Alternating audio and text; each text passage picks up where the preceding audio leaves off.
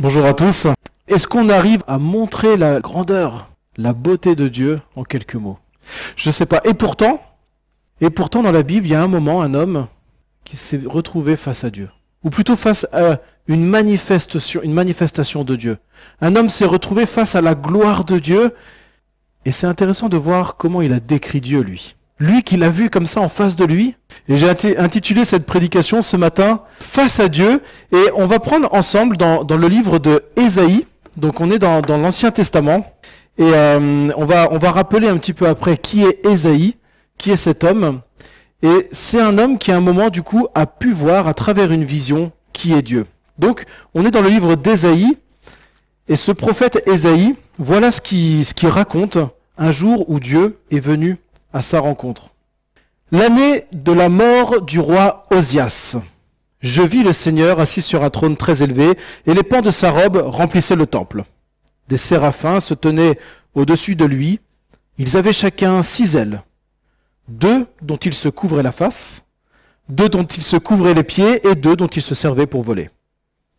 Ils criaient l'un à l'autre et disaient « Saint, Saint, Saint est l'Éternel des armées, toute la terre est pleine de sa gloire. » Les soubassements des seuils frémissaient à la voix de celui qui criait, et la maison se remplit de fumée.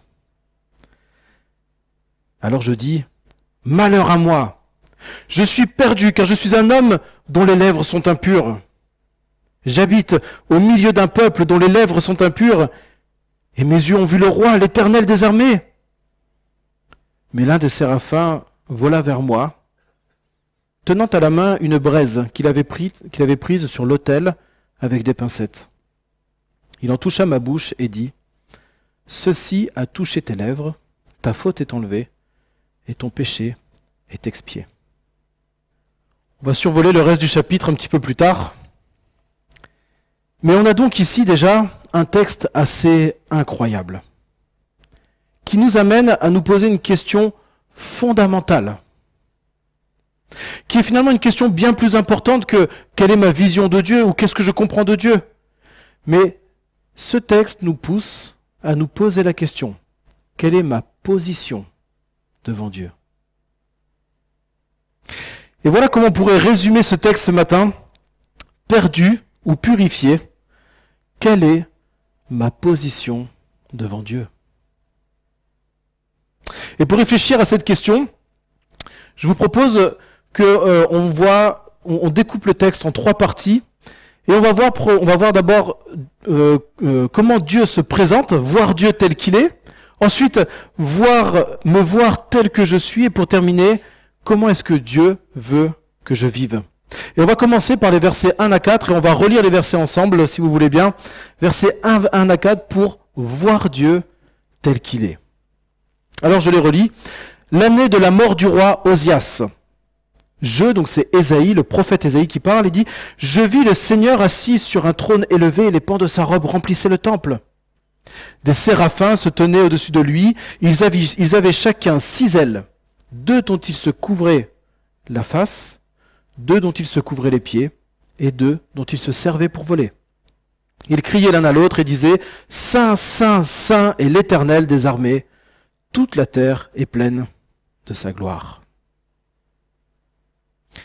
Les soubassements des seuils frémissaient à la voix de celui qui criait, et la maison se remplit de fumée. Alors, Ésaïe, quand il écrit ce qu'il a vu, il commence par préciser que c'est l'année de la mort du roi Osias. Et c'est pas pour rien que Ésaïe précise ça. Ésaïe, donc, c'était un prophète. Un prophète, peut-être pour ceux qui connaissent pas bien la Bible, c'est quelqu'un qui transmet un message de la part de Dieu, qui parle de la part de Dieu. On pourrait traduire aussi un porte-parole de Dieu. C'est un homme ou une femme fidèle à Dieu qui va transmettre le message de Dieu pour un peuple, ou pour une personne, ou pour une ville, en fonction des contextes. Et le ministère d'Ésaïe a duré très longtemps. On le voit au chapitre 1, verset 1, ça a duré environ 60 ans. Pendant 60 ans, à peu près, cet homme a reçu des messages de la part de Dieu qu'il a transmis au peuple de Dieu qui était Israël, et tout particulièrement plutôt le royaume du Sud, dans la ville de Jérusalem. C'était un homme qui était très important, Ésaïe. C'était un chroniqueur, c'est-à-dire qu'il a écrit l'histoire des rois. C'était un secrétaire royal, un précepteur pour Ézéchias. Peut-être même certains pensent qu'il était médecin à la cour, un conseiller d'État. Quelqu'un qui, en fait, aujourd'hui serait dans le haut du gouvernement. C'est quelqu'un qui avait ses entrées avec les hommes les plus importants de son pays. Et un des hommes, c'était le roi Osias. Quand on regarde un texte parallèle, on est dans le livre des Chroniques. 2 Chroniques, vous n'êtes pas obligé de le prendre, mais dans 2 Chroniques, chapitre 26, on a l'histoire du roi Osias. Alors c'est intéressant, vous voyez, quand on voit dans la Bible comme ça, l'année de la mort du roi Osias, de voir, c'était qui ce monsieur, c'était qui ce roi Osias? Alors, on peut aller dans 2 Chroniques 26, et là on voit qu'il a régné donc de moins 792 à moins 740. La fin du règne du roi d'Osias, la mort du règne du roi d'Osias correspond au début du ministère prophétique d'Ésaïe. Et ce roi Osias, il commence bien son règne. C'est écrit dans 2 Chroniques 26, « Il fit ce qui est droit aux yeux de l'Éternel, en tout point comme avait fait son père Amathia. » Il s'appliqua à chercher Dieu du vivant de Zacharie, qui avait l'intelligence des visions de Dieu. C'était un autre prophète. Et tant qu'il rechercha l'Éternel, Dieu lui donna du succès. Donc quand on regarde la vie du roi Osias, et qu'on lit les premiers versets, les 15 premiers versets de 2 Chroniques 26, on se dit, ouais, c'était pas mal. C'était un bon roi. Le problème, c'est qu'il va mal terminer sa vie. Il va mal terminer sa vie au moment où son règne va être affermi. Et au verset 16 de 2 Chroniques 26, c'est écrit « Lorsqu'il eut affermi son pouvoir, son cœur s'enhardit jusqu'à entraîner sa perte. Il fut infidèle à l'Éternel son Dieu. Il entra dans le temple de l'Éternel pour brûler des parfums sur l'autel des parfums. » Vous voyez, le problème du roi Osias, c'est que tant qu'il sentait qu'il avait besoin de Dieu, il était fidèle à Dieu. Puis il arrivait un moment, son règne s'est affermi, il s'est reposé. Et il s'est dit, c'est bon, j'ai plus besoin de Dieu. Et là commencent les problèmes. Il refuse d'obéir à Dieu, il va prendre le rôle, voler le rôle des sacrificateurs. Et quand après, dans la suite du récit, il y a une centaine de sacrificateurs qui viennent le voir pour lui dire qu'il a fait une erreur, plutôt que de les écouter, de se repentir, il manifeste sa colère et il reste sur ses positions. Et donc Dieu va le punir et va le frapper d'une lèpre mortelle. Et il terminera sa vie, on voit au verset 21 de 2 Chroniques 26. Le roi Osias demeura lépreux jusqu'au jour de sa mort et il habita dans une maison isolée comme lépreux, car il était exclu de la maison de l'Éternel. Cet homme a terminé sa vie, seul, touché par une lèpre mortelle. Et Ésaïe était témoin de tout ça parce que juste après, le reste des actes d'Osias, au verset 22, les premiers, les derniers, ont été écrits par le prophète Ésaïe, fils d'Amo. Ça veut dire que ce prophète Ésaïe, il connaissait très très bien Osias. Et il savait exactement ce qui s'était passé à la fin de sa vie. Il était présent et témoin de cet homme qui s'est rebellé contre Dieu, qui a pensé qu'il n'avait plus besoin de Dieu, et qui est mort, seul, éloigné du temple, éloigné de sa famille, éloigné du peuple, éloigné de tous. Imaginez Ésaïe qui est témoin de ça,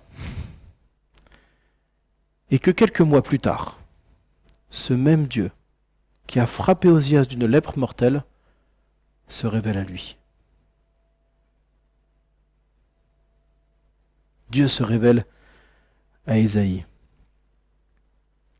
Et ça a son importance parce que, on le verra après, la première parole d'Ésaïe, c'est quoi? Malheur à moi, car j'ai vu la gloire de Dieu. Eh oui, on le comprend, le gars. Hein, il est témoin de ce que Dieu peut faire si on ne respecte pas sa personne. Si on pense qu'on n'a pas besoin de Dieu, il a vu ce que ça a fait dans la vie de Osias. Et là, Dieu se manifeste à lui. Alors on regarde ça, on y reviendra un petit peu plus tard, juste après, mais regardons déjà comment Dieu se révèle. Et ce qu'on voit, c'est que Dieu se révèle premièrement comme un roi. Dieu se révèle comme un roi. Au verset 1, il est écrit qu'il vit le Seigneur assis sur un trône très élevé, les pans de sa robe remplissaient le temple. Sur un trône élevé. Alors le trône, c'est une figure classique de la figure royale, mais on n'est pas sur un petit trône d'un petit palais. On parle ici d'un trône élevé. L'auteur de la lettre aux Hébreux, c'est un autre livre de la Bible, dans le Nouveau Testament, dit même que Dieu il a un trône éternel. Un trône devant lequel les anges et toute la création se met à genoux, nous dit l'auteur de l'Apocalypse. Dieu n'est pas un roi comme les autres. Il est le roi élevé, le roi au-dessus de tous les autres rois, le roi qui dirige le monde, le roi duquel on n'a pas à craindre la moindre défaillance, comme le roi Osias. C'est pas un roi qui va nous décevoir, c'est pas un roi qui va faire le mal. Et vous savez combien de fois on a été déçus par les rois de ce monde? Combien de Osias sont venus sur la terre et ont été parfois peut-être de bons rois ou de bons dirigeants, et puis après, on se rend compte qu'ils ont fait n'importe quoi. Et ça peut nous pousser à nous dire, mais est-ce qu'on peut vraiment faire confiance à ces rois-là? Mais Dieu n'est pas un roi comme les rois du monde. Dieu est le roi qui a le trône élevé, le roi au-dessus de tous les autres rois. Il n'est pas un petit roi.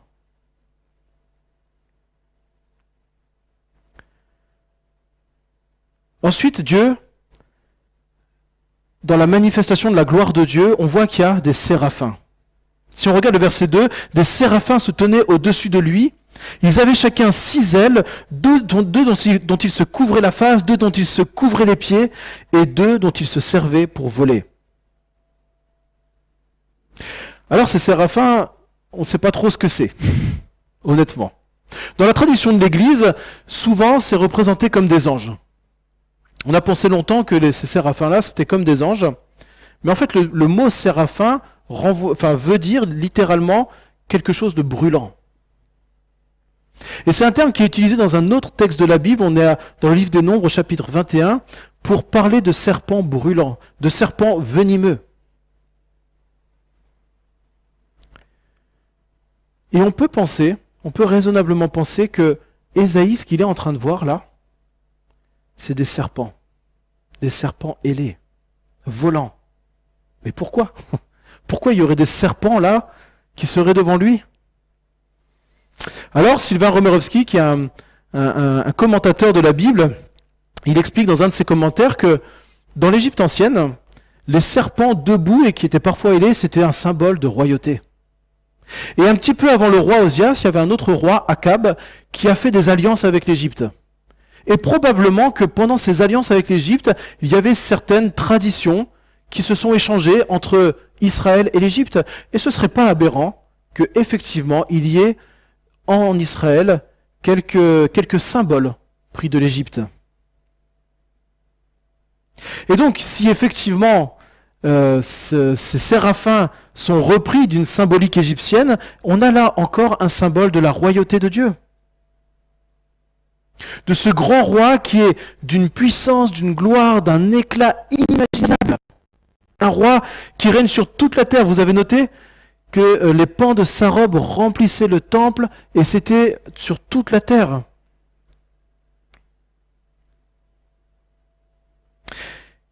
Quand on lit cette figure du roi, quand on voit que Dieu est le roi, il y a une chose qui est importante de se rappeler. On court le danger dans notre culture chrétienne, évangélique, d'oublier, peut-être de négliger la place de Dieu dans le monde, et particulièrement dans notre monde. On parle souvent de Dieu et moi, de Jésus et moi. de ma relation avec Dieu. Et c'est vrai. Et ça fait partie des privilèges extraordinaires de la Nouvelle Alliance, de pouvoir avoir un accès personnel et particulier au trône de la gloire. Mais n'oublions pas que Dieu est universel et il ne conduit pas uniquement ma destinée, mais il conduit la destinée du monde. Il conduit la destinée de l'église de Pessicard, de l'église d'Antibes, de l'église d'Amiens, de toutes les églises du monde. Il conduit la destinée de notre pays, il conduit la destinée de ce monde. Ne l'oublions pas. Parce que dans un monde où parfois on peut être découragé, on peut prendre peur, on peut parfois être déçu, n'oublions pas, qui dirige vraiment le monde? C'est notre grand roi, celui qui a un trône élevé. Mais les séraphins, je reviens au texte, les séraphins ne sont pas uniquement des symboles de la royauté. Ils sont aussi dans la Bible un symbole de jugement. Dans le livre des Nombres dont j'ai parlé tout à l'heure, ces serpents brûlants sont envoyés par Dieu au peuple qui a fait le mal en se rebellant contre Dieu et contre Moïse. Et donc Dieu va juger ce peuple par des serpents brûlants.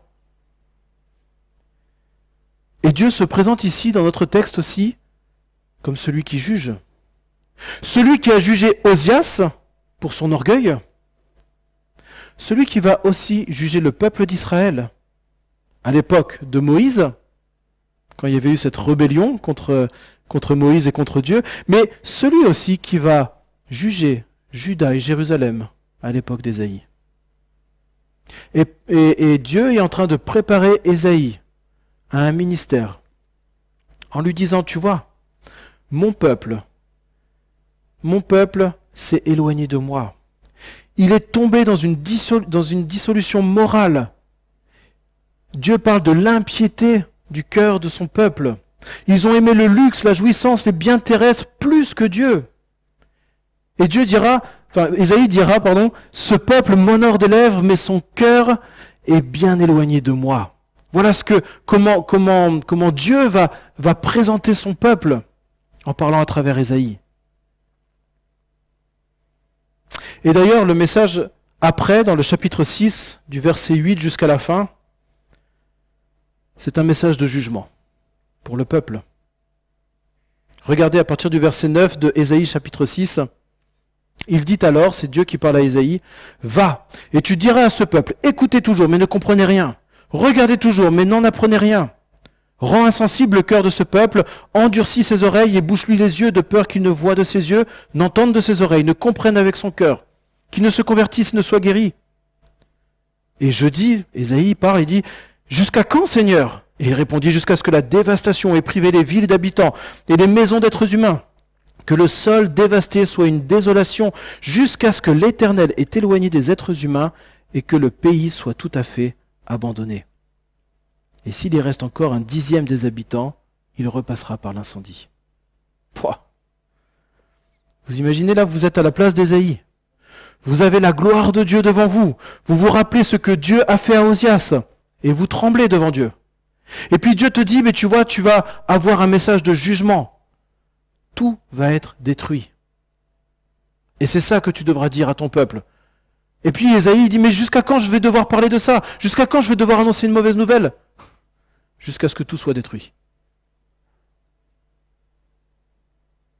L'annonce du jugement est terrible. Parce que Dieu sait que son peuple va aller jusqu'au bout de sa rébellion. Et Dieu prépare Ésaïe à ce moment-là. Et il dit, tu sais, c'est un peuple qui est dur et qui va s'endurcir. C'est ça, la réaction de l'homme qui entend la voix de Dieu, mais qui continue à le rejeter. Plus il entend Dieu, plus il résiste à Dieu. Et plus il se ferme jusqu'à devenir complètement impénétrable.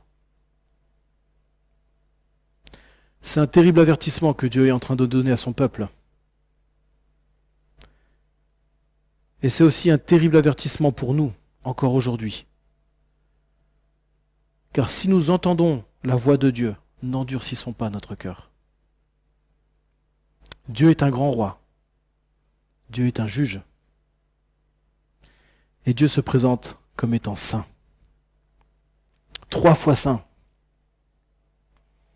tu continues, on voit les trois caractéristiques de Dieu.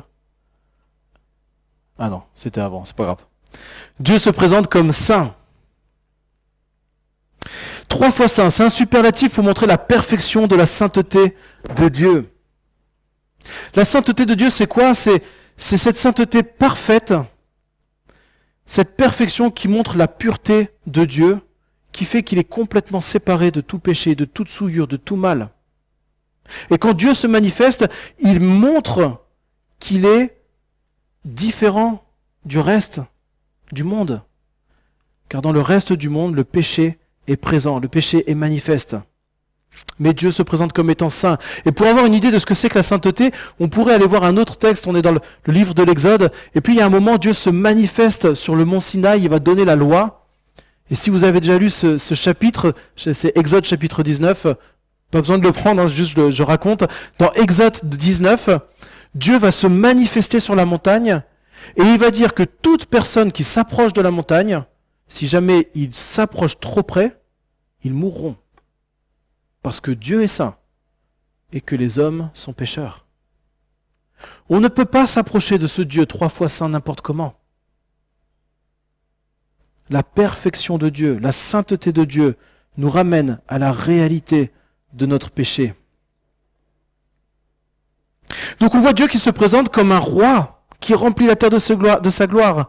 On voit Dieu qui se présente comme un juge qui ne laisse pas le péché impuni. Et on voit Dieu qui se présente comme 3 fois saint, différent de la création, de par son éclat, sa perfection, sa pureté. Et il doit inspirer une adoration et une sainte crainte. Et maintenant qu'on voit comment Dieu se présente, on ira un petit peu plus vite pour les autres parties, on va voir comment est-ce que Ésaïe se voit. Voir Dieu tel qu'il est, afin de me voir tel que je suis, au versets 5 et 7. Et je vais relire juste les versets 5 et 7 rapidement. Alors je dis, donc c'est Ésaïe qui parle, « Malheur à moi! Je suis perdu car je suis un homme dont les lèvres sont impures. J'habite au milieu d'un peuple dont les lèvres sont impures. Et mes yeux ont vu le roi, l'Éternel des armées. »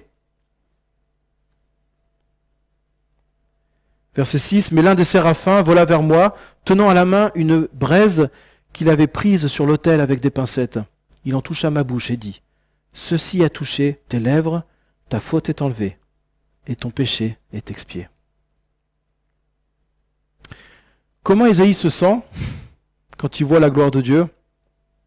On l'a dit, il est craintif. Il est craintif parce qu'il est émerveillé de la gloire de Dieu, et puis il a en tête ce qui s'est passé pour le roi Osias toujours.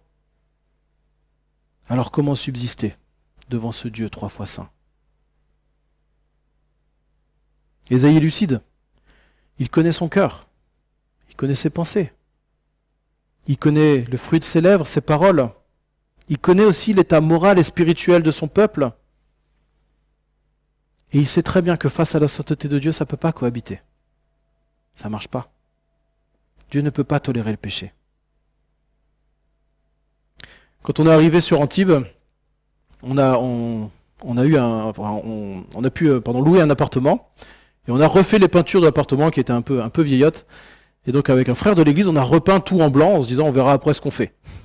Donc on était tout contents, les chambres étaient toutes blanches, et c'était beau. Et puis moi j'avais fait mon mur. C'est surtout un frère qui a beaucoup fait pour m'aider, et puis moi quand je pouvais, je le faisais avec lui. Et puis il y a une des chambres, la chambre des enfants, elle était toute blanche, c'était beau, j'étais content, il y avait la lumière et tout. Et puis au moment où ça sèche, on commence à ramener les cartons. Et là, première fois que je rentre dans la chambre, avec le carton, je touche le mur, et là, grosse trace sur le mur immaculé. Qui n'était plus immaculé du coup. Évidemment, j'étais dégoûté. Et en fait, ce mur-là, maintenant, à chaque fois que je le vois plus blanc. Parce que je sais qu'il y a cette tache-là. Et on a essayé de le cacher avec des trucs, les lits, les machins et tout, mais je sais qu'il est plus blanc, ce mur. Bon, maintenant, depuis 6 mois, il est vraiment, vraiment plus blanc, là, avec les enfants. Mais vous voyez, la perfection n'existe pas. À partir du moment où il suffit d'une tâche, la perfection n'existe plus. Si Dieu acceptait le péché sans rien faire, la perfection de Dieu n'existerait plus. Dieu ne peut tolérer la moindre tâche dans sa sainteté.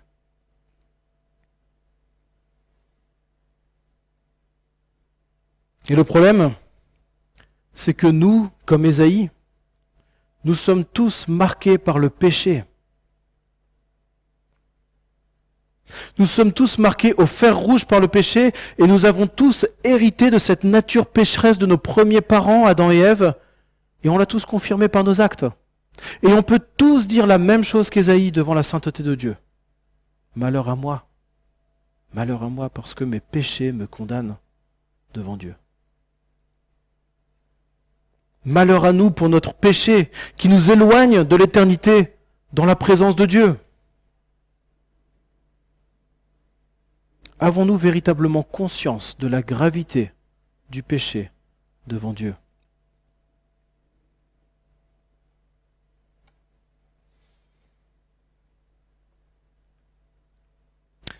Je vais vous raconter une petite histoire. Je vais aller vite pour ne pas exploser le temps. L'histoire de Henri Milans. Alors, il y avait une photo de lui, je ne sais pas où on est dans le... Voilà, c'est ça. Henri Milans, c'est un homme qui a été piégé par l'addiction à l'alcool. Un jour, il se réveille dans son lit d'hôpital et il entend la voix du médecin qui dit à ses étudiants, « Vous voyez cet homme? Vous avez devant vous un cas d'alcoolisme à son dernier stade. La science est impuissante. C'est un cas incurable et sans espoir. » On est à la fin du 19e siècle, ou début 20e, pardon. Sortant de l'hôpital quelques heures plus tard, Henri se repasse ces paroles du médecin dans la tête, incurable, sans espoir. Il s'allonge sur un banc et il repasse sa vie dans sa tête. Comment est-ce qu'il en est arrivé là? Il était directeur d'un grand journal à New York. Il venait d'une famille pieuse et un jour il s'est laissé avoir par l'alcool. Incurable, sans espoir. Et ces mots lui tournaient dans la tête, lui déchiraient le cœur. D'un coup, quelqu'un vient le voir, lui tend un papier et lui dit « Ce soir, à la salle de l'Armée du Salut, grand rassemblement pour ceux qui veulent changer de vie. » Henri hausse les épaules. À quoi bon? Incurable, sans espoir. Et pourtant, ce soir-là, il décide d'aller voir. Il rôde autour de la salle, il finit par y rentrer, et puis il entend parler de guérison, de délivrance. Il se dit, mais ça c'est pour les autres, pour ceux qui ont encore de l'espoir. Mais moi, incurable, sans espoir. Pourtant, quand il retrouve son banc, quelque chose a changé en lui. Une toute petite lueur qui pourrait peut-être, probablement, ressembler à de l'espoir. Et le soir suivant, il retourne à la salle. Et sans qu'il ne s'en aperçoive, naît dans son cœur le désir de rompre avec sa triste vie. Un soir, au fond de la salle, il supplie Dieu et pleure sur sa vie passée. Il se rappelle ce que le prédicateur disait quand il citait la Bible. « Ne crains pas, car je t'ai racheté, je t'ai appelé par ton nom, tu es à moi. » Alors, Henri reconnaît son péché devant Dieu, demande pardon à Dieu, croit en Jésus et commence une nouvelle vie. Cet homme deviendra plus tard un des responsables de l'Armée du Salut et il aidera beaucoup de personnes à sortir de l'alcoolisme, mais surtout à retrouver un espoir en Jésus-Christ. Et cette histoire nous montre quelque chose de magnifique, de merveilleux. C'est que quand on prend conscience de notre état de pécheur, de notre désespoir humain qui est incurable, alors on peut ouvrir une porte, la porte de l'espoir. Alors à ce moment-là, Dieu commence son œuvre en nous. Et il commence son œuvre de purification. Et voilà comment Ésaïe se voit, comment Ésaïe est, par la suite, un pécheur, mais qui peut être purifié. Et au verset 6 de notre texte, il est écrit « L'un des séraphins vola vers moi, tenant à la main une braise qu'il avait prise sur l'autel avec des pincettes. Il en toucha ma bouche et dit « Ceci a touché tes lèvres, ta faute est enlevée, ton péché est expié. » La vision d'Ésaïe continue, et ce qu'il voit là, c'est extraordinaire pour lui. Ça rappelle un geste du souverain sacrificateur. C'était un peu le grand responsable du judaïsme à l'époque, qui, une fois par an, il y avait une grande fête où il devait faire plein de sacrifices pour expier son péché, pour sanctifier le temple et tous les éléments du temple, sanctifier la tente de la rencontre, l'autel, le péché des autres sacrificateurs. Il y avait plein de sacrifices qui étaient faits pour que le pardon puisse être accordé à tous et que tout soit rendu saint, que ce soit dans le matériel du temple, dans les habits du sacrificateur, et même les sacrificateurs eux-mêmes pouvaient être rendus saints par tous ces sacrifices. Et un des gestes, à ce moment-là, parmi énormément, on le voit dans le livre du Lévitique, il y a plein de choses qui sont faites, et un de ces gestes, à un moment, c'est justement de prendre un peu d'encens et de le jeter sur le brasier, pour qu'il y ait une fumée qui se dégage, qui couvre l'ensemble du temple. Et c'est écrit dans le texte que cette fumée avait une odeur agréable à l'Éternel. C'était un parfum qui couvrait l'arche de l'Alliance et le propitiatoire. Quand il faisait ça, il démontrait que tout était sanctifié.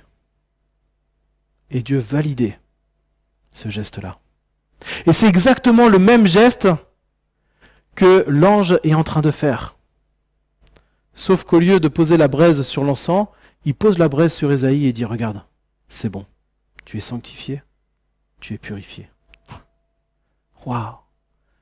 Ce Dieu 3 fois saint, ce Dieu devant lequel j'ai une sainte crainte à cause de mon péché, me purifie, me sanctifie, et je n'ai plus besoin de dire « malheur à moi ». Je n'ai plus aucune crainte à avoir à cause de mon péché si mon péché est enlevé, si mon péché est pardonné.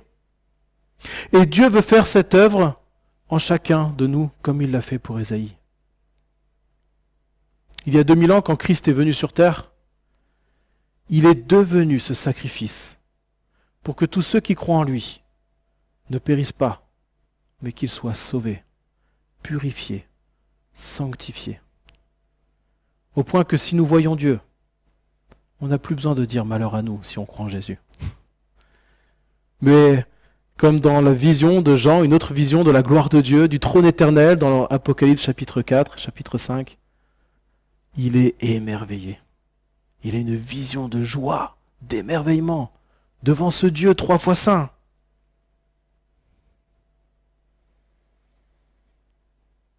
Ce nouveau peuple que Dieu se crée, par des pécheurs qui ont été purifiés. C'est tout simplement ce qu'on appelle l'Église. C'est vous, ici présents, et puis tous les frangins, toutes les frangines de la terre entière qui se réunissent en ce moment ou à d'autres moments. Des gens purifiés de leurs péchés.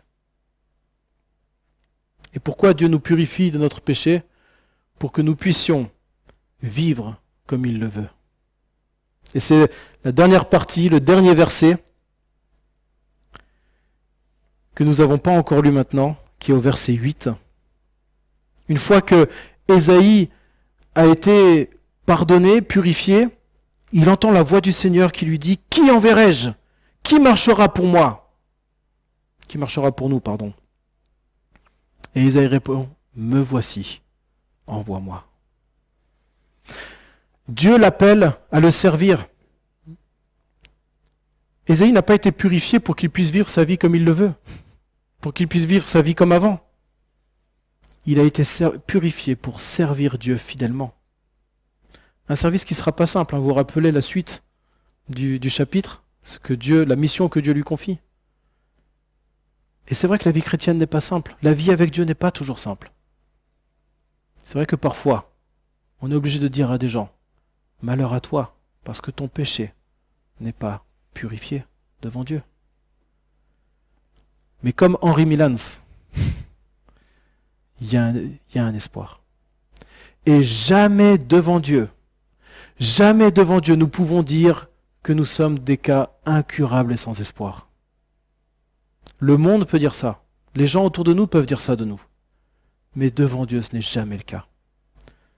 Par son œuvre de purification en Jésus-Christ, il nous offre une nouvelle vie, pleine d'espoir.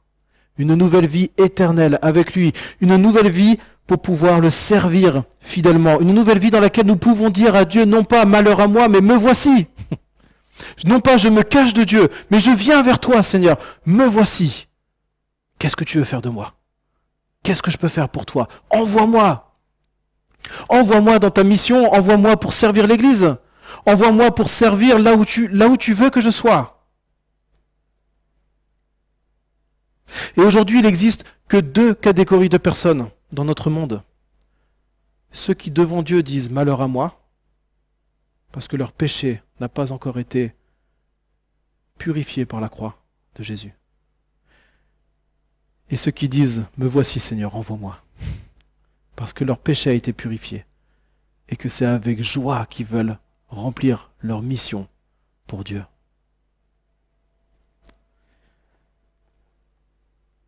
Alors perdu ou purifié?